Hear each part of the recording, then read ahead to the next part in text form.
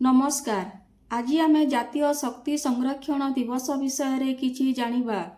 1991 मसीहारू प्रतिवर्ष डिसेम्बर मास 14 तारिख रे जातीय शक्ति संरक्षण दिवस पालन करा जाए।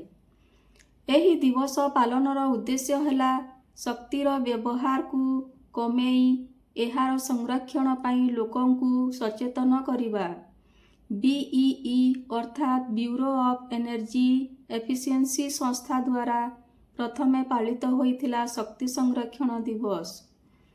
शक्ति हेउछि समस्त कार्यर मूल उत्स। कोयला, पेट्रोल, सूर्यरश्मि, पानी, पवन एसबुकु व्यवहार करी बिजुली उत्पादन करा जाए। दैनंदिन जीवन रे शक्ति समस्तंक पई जरूरी एवं मूल्यवान अटे।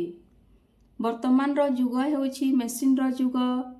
आमर दरकार अनुजाई मेसिन गुड़ी को चलाई बंद करिबा फलरे शक्तिर अपचय अपव्यवहार हेबो नाही।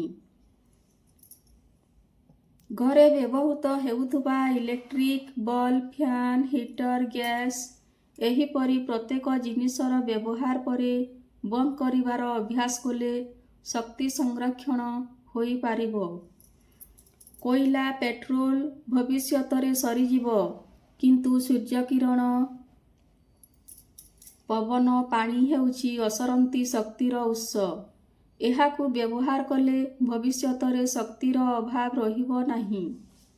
शक्ति संरक्षणर महत्व को समस्ते बुझिबा उचित, तेबे देश आगेई जीवो। धन्यवाद।